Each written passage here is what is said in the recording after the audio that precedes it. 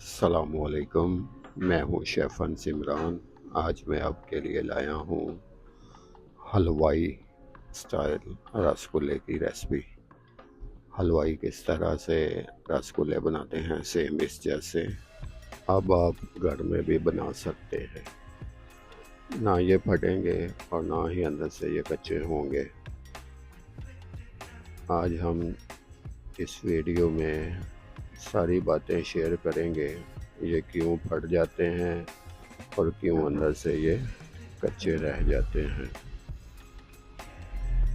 5 kilo मैंने पनीर लिया है, इसमें 2 चम्मच मैंने बेकिंग पाउडर के शामिल किए हैं और इसमें अब हमने शामिल करना है गुलाबी फूड कलर। पिंक कलर के हम रसगुल्ले बनाएंगे। कलर लगाने के बाद इसको अच्छी तरह से हमने मिक्स कर लेना है। अच्छी तरह मिक्स होने के बाद इसमें हमने 400 ग्राम कॉर्नफ्लोर शामिल किया है।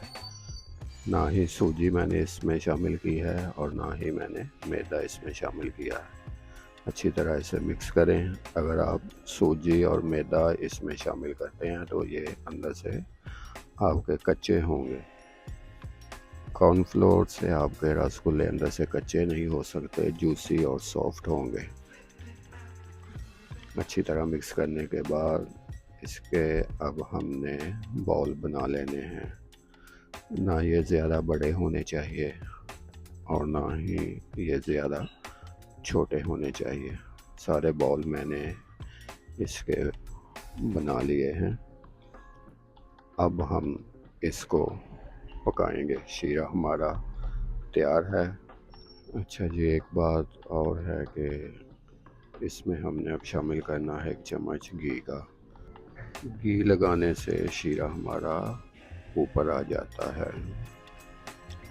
जब हमारा शीरा अच्छी तरह ऊपर आ जाए तो फिर ही हमने इसमें रसगुल्ले डालने हैं और इसको 20 मिनट तक इसमें हमने पकाना है। आपने कभी भी कच्चे रसगुल्लों को पानी नहीं लगाना। अगर आप पानी लगाएंगे तो हमारे रसगुल्ले फट जाएंगे। यही आप गलती करते हैं कि कच्चे रसगुल्लों को आप पानी लगा देते हैं।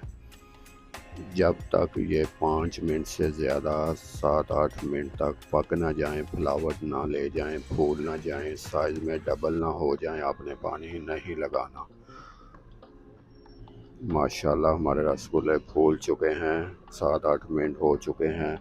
अब हम इसमें पानी का इस्तेमाल करेंगे आधा किलो, क्योंकि शीरा गाढ़ा हो जाता है पककर, तो इसे पानी लगाना ही पड़ता है।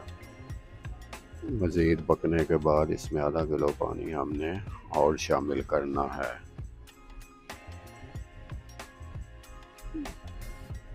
मज़ीद और हम पकाएंगे 5 मिनट। इसके बाद आधा किलो पानी हम और लगाएंगे। माशाल्लाह इसकी लुक देखें, गोल मटोल से हमारे रसगुल्ले हैं। 1-2 हम इसे उबाल आने देंगे। इसके बाद इसे हमने निकाल लेना है। माशाल्लाह रसगुल्ले हमारे बिल्कुल तैयार हो चुके हैं। ये जो नीचे भी मैंने निकाले हैं ये भी शीरा ही होता है।